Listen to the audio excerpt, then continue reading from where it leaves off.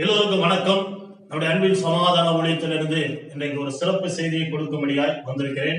என்ன செய்தி என்று நீங்கள் கேட்கலாம். அந்த செய்தியை நீங்களே கேட்டு தெரிந்து கொள்ளுங்கள். ஆண்டவராக இயேசு கிறிஸ்து இந்த உலகத்திலே இருந்த நாட்களிலே அவர் அங்கும் இங்குமாய் சுற்றி திரிந்த பல இடங்கள் உண்டு. அப்படிப்பட்ட இடங்கள் எல்லாம் பல நன்மை நற்கிரிகளையும் செய்து கொண்டு வந்த நம்முடைய நல்ல தேவன் ஆண்டவராக இயேசு கிறிஸ்து ஒரு இடத்திலே கடந்து போய் கொண்டிருக்கிறார். அவர் நாசரேத்திலிருந்து கடந்து ஒரு பாதையில அவர் கடந்து கொண்டிருக்கிறார். அந்த பாதையில அவர் கடந்து கொண்டிருக்கிற நேரத்திலே ஒரு பிறவி குருடன் அவரை கண்ணோக்கி பார்க்க ஆரம்பிக்கிறார். எப்படி பாருங்க, ஒரு கூட்டத்தின் மத்தியிலே ஆண்டவராக இயேசு கிறிஸ்து கடந்து போய் கொண்டிருக்கிறார். அவரை சுற்றிலுமாய் திரளான ஜனக்கூட்டங்கள் அவரை பின்பற்றி ஓடிக்கொண்டிருக்கிறது. ஆனாலும் இந்த கூட்டத்தை இந்த பிறவி குருடன் காதுகளினாலே கேட்கிறான். ஐயா, இத்தனை திரளான கூட்டம் போகிறது, அது எங்கு போகிறது, அது யாரிடத்திலே போகிறது, அது எதற்காக போகிறது என்றெல்லாம் தன்னுடைய இருதயத்திலே பல கேள்விகளை அவன் எழுப்பியிருக்கலாம். ஆனால் எழுப்பிவிட்டு அவன் சும்மா இருக்கவில்லை. அந்த கூட்டத்திலே இருக்கிற ஒரு மனிதனை பார்த்து கேட்கிறான், ஐயா, யார் நடந்து போகிறது? அவன் சொல்கிறார், நசரனாகிய இயேசு நடந்து போகிறார்.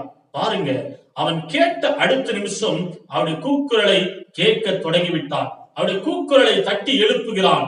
ஆண்டவராக இயேசு கிறிஸ்துவை கூப்பிட வேண்டும் என்று கூப்பிடுகிறான். அவன் கூப்பிடுகிற சத்தத்தை கேட்டு மற்றவர்கள் அவனை அதட்டுகிறார்கள். ஏய், சத்தம் போடாது, அமைதியாயிரு.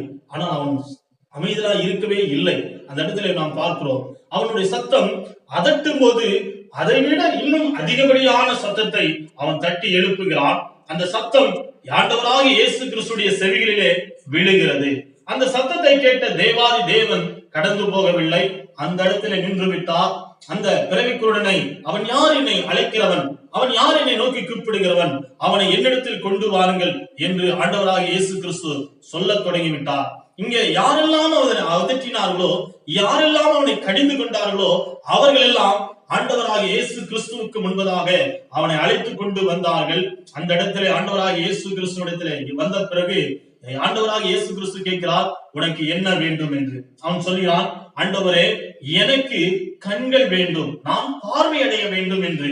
பாருங்க, இன்னைக்கு ஆண்டவராக இயேசு கிறிஸ்துவிடத்துல அவன் வெள்ளியை கேட்டிருக்கலாம், அல்லது பொன்னை கேட்டிருக்கலாம், அல்லது பொருளை கேட்டிருக்கலாம். ஆனா அவன் எதையும் கேட்கவில்லை.